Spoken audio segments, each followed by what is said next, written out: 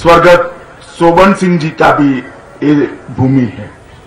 मित्रों, आज मैं जब उत्तराखंड में आया हूं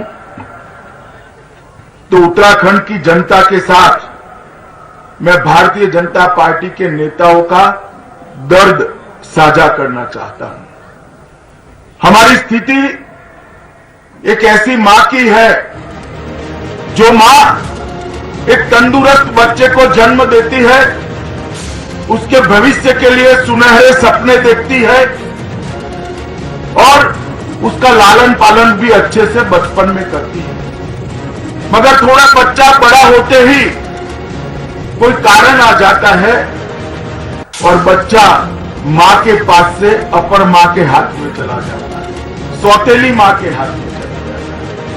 और सौतेली मां के दुर्व्यवहार से बच्चे की तंदुरुस्ती भी बिगड़ जाती है, उसका विकास भी ठीक नहीं होता, इसकी दिशा भी ठीक नहीं होती। तब मां को जो दुख होता है वो भारतीय जनता पार्टी के सभी नेताओं को दुख हो रहा है। हमने बड़े चाव के साथ, बहुत स्वप्न के साथ अटल जी के नेतृत्व में एक देवभूमि उत्तराखंड की रचना करने का काम भारतीय जनता पार्टी ने किया था और कांग्रेस के नेताओं ने इसकी दुर्दशा की।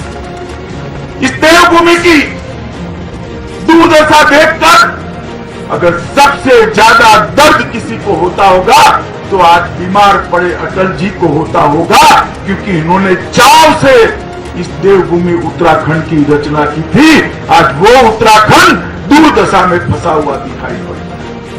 देश भर के राज्यों के सापेक्ष में उत्तराखंड का विकास थमा पड़ा है।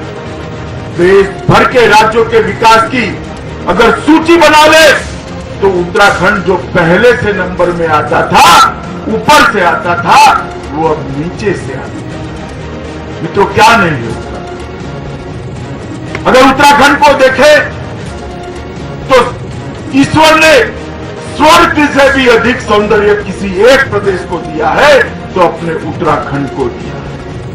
यहां भगवान केदारनाथ, बद्रीनाथ, गंगोत्री है, यमुनोत्री, हेमकुंड साहिब है, हरिद्वार है, ऋषिकेश, दुनिया भर के यात्रियों को और टूरिस्ट को यहां खींच लाए। इस प्रकार की कृपा पहले से ही उत्तराखंड पर है, मगर उत्तराखंड का विकास नहीं।